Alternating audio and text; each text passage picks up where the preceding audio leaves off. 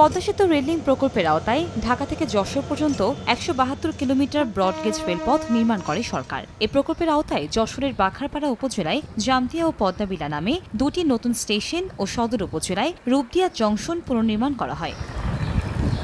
স্টেশনগুলো দিয়ে ঢাকা যশোর নতুন রুটে ঢাকা বেনাপোল রুটের রূপসী বাংলা এক্সপ্রেস ও ঢাকা খুলনা রুটের জাহানাবাদ এক্সপ্রেস যাতায়াত করে, অথচ কোনো ট্রেনের স্টপেজ নেই স্টেশনগুলোতে। যদিও প্রকল্পের অধীনে নির্মাণ করা হয়েছে স্টেশনের নতুন ভবন ও প্ল্যাটফর্ম, রয়েছে অন্যান্য যাত্রী সুবিধা, নিয়োগ করা হয়েছে পর্যাপ্ত জনবল। এতে ক্ষুব্ধ স্থানীয়রা। দ্রুত স্টেশনগুলোতে ট্রেনের যাত্রা বিরতির দাবি তাদের।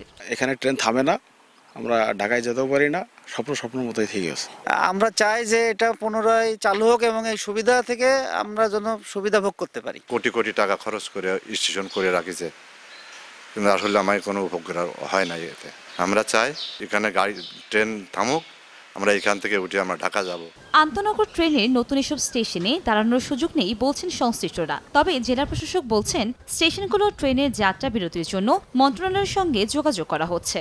এগুলোতে ইন্টারসিটি ট্রেন মেন স্টেশনে এগুলো স্টপেজ আছে, এবং যখন লোকাল কমিউটার চালু হবে তখন ওইসব স্টেশনে ট্রেনগুলো দাঁড়াবে। সরকারের কাছে আমাদের দৃষ্টি আকর্ষণ করা আছে, আমরা পত্র লিখেছি এই স্টেশনগুলো যেন চালু করা হয় এবং জনগণ যেন সেই ট্রেনগুলোর সুবিধা ভোগ করতে পারে, এই ব্যাপারে আমরা সচেতন আছি।